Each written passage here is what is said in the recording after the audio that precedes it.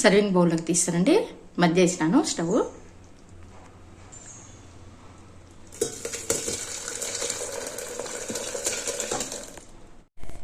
My బొమ్మరీలు Sunita's kitchen మునక్కాయ సాంబార్ చేస్తున్నానండి.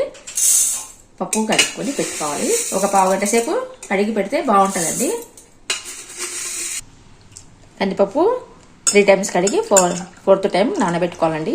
ఒక పావు గంట సేపు నానబెడితే పప్పు అనేది తొందరగా ఉడుకుతుంది. సాంబార్కు మునక్కాయలు, క్యారెట్, ఆనియన్, పొటాటో అన్నీ తరిగి పెట్టుకున్నానండి. ఆయిల్ వేసుకుంటానండి. కొద్దిగా సాంబార్కు నూనె ఉంటేనే బాగుంటుంది. ఇక్కడ ఆవాలండి.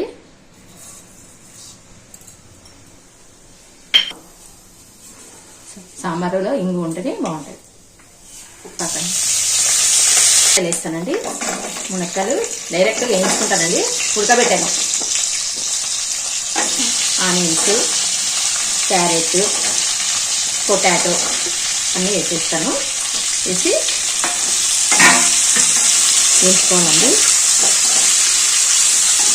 మునక్కాయలు చాలా లావు ఉన్నాయండి. మునక్కాయ ఇట్లా వేయించుకుంటేనే బాగుంటుందండి. ఆయిల్లో మనము ఉడకబెట్టుకోకూడదు సపరేట్గా. మునక్కాయ అనేది ఇట్లనే ఆయిల్లో వేసుకోవాలి. మంచిగా ఉడికిపోతాయి. మూత పెట్టేస్తే ఆవిరి పడి మంచిగా ఉడికిపోతాయి. కింద మీద బాగా కలుపుకోవాలండి. ఇప్పుడే వేయకండి వాటరు. ఇప్పుడు వేసి మగ్గాలండి. ఇప్పుడే వాటర్ వేస్తే బాగుండదు అనమాట. కొంచెం నూనెలో బాగా మగ్గితే సాంబార్ అనేది టేస్ట్ వస్తుంది. అన్నంలో చేస్తున్నానండి సాంబారు. నైట్ రొట్టె చేసుకుంటే సరిపోతుంది. చింతపండు రసం పిండి వేసి పెట్టుకుంటే బాగా చింతపండు నీళ్ళు వేడి నీళ్ళు వేసి నానబెట్టాలండి. గుజ్జు కూడా బాగా కొంచెం ఎక్కువ వస్తుంది.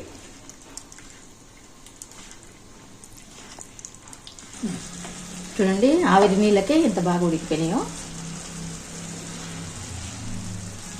ఆవిరి పడి పడి పడి ఆవిరి నీళ్ళకే ఎంత బాగా ఉడికినాయి చూడండి.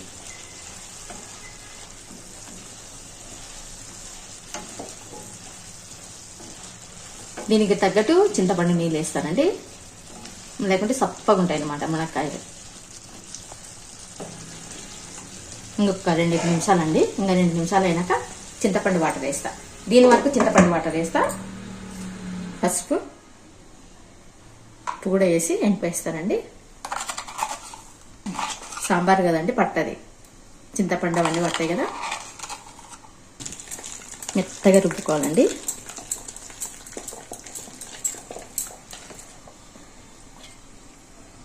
కొంచెం చింతపండు వాటర్ వేస్తే మంచిగా ఉంటుంది. పప్పులో కొద్దిగా వేసి ఎంపాలండి. టేస్ట్ వస్తుంది.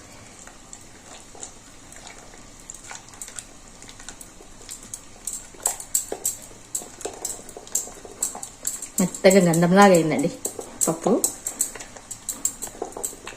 ఇవి సప్పగా ఉంటాయండి. ఏం చేయాలంటే కొద్దిగా చింతపండు నీళ్ళు వేస్తాను. చింతపండు నీళ్ళు టమాటా వేస్తున్నానండి.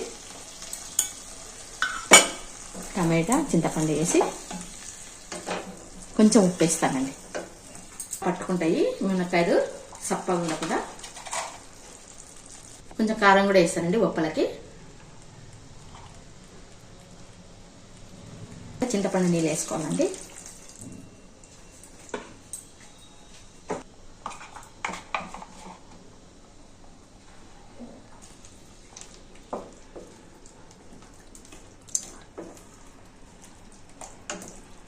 ఇప్పుడు సాంబార్ వేసేస్తానండి.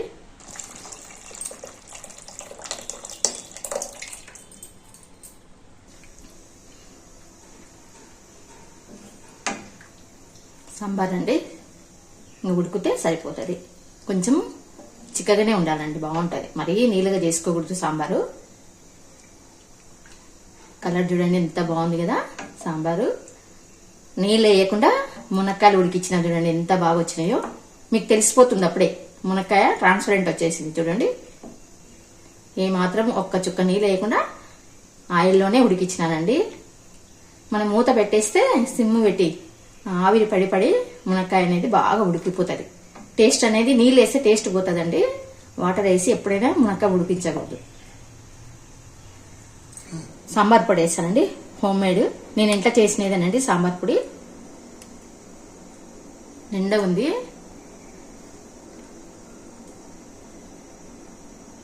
సాంబార్ పొడి ఎంత బాగా, ఒక స్పూన్ నిండా వేసినానండి, కొంచెం కొంచెం తీసుకున్నా. ఒక నిండా స్పూన్, పెద్ద స్పూన్ అండి అది. సాంబార్ పొడి వేసినాక అంతా కలిపేయండి. సాంబార్ పొడి వేసే వరకు కూడా ఇంకా కొంచెం చిక్కగా వస్తుంది. సాంబార్ పొడి వేస్తేనేనండి బాగుంటుంది. హోమ్ మేడ్ సాంబార్ పొడి నేను ఇంట్లోనే తయారు చేస్తానండి, చాలా బాగుంటుంది. ఎంటీఆర్ సాంబార్ పొడి ఎక్కడికి పోవాలండి, నేను చేసే సాంబార్ పొడి ముందర వేస్తానండి. పైన మూత పెట్టకూడదండి, ఉడుకుతుంది కదా, నిండా ఉంది. ఉడికితే కింద పోతే కష్టం. చిన్నగా పెట్టి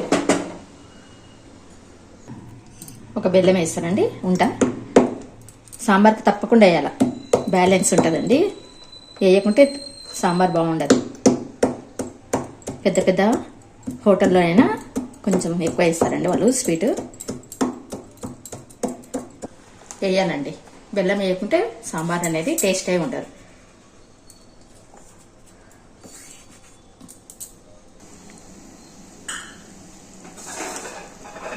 ఇంత బాగా ఉడుకుతుందండి, కొత్త ఉడుకుతుంది.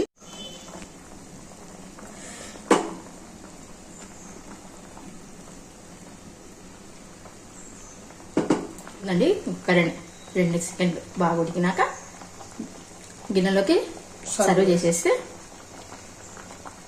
నైట్ రొట్టె చేసుకుంటానండి.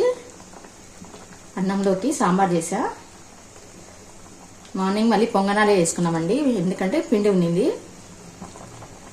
ఇది అన్నంలోకి సాంబార్ చేస్తున్నా, నైట్ రొట్టెలకు వస్తాయని. ఇంకా గుమ్మరిస్తానండి.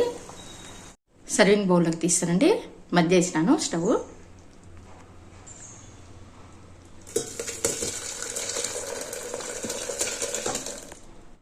అయిపోయిందండి sambar.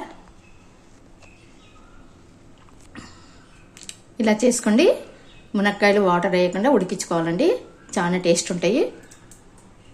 Thank you for watching. Like, share, subscribe. ఉంటానండి, బాయ్. కంపల్సరీ ఇలా ట్రై చేయండి. సాంబారు హోమ్ మేడ్ సాంబార్ పొడి అండి, చాలా బాగుంటుంది. చింతపండు రసము, ఉప్పు, కారము, కొంచెం స్వీట్ వేసి ఉడికిస్తే తర్వాత నీళ్ళకు కూడా సపరేట్గా ఉప్పు కారం పడతాయండి.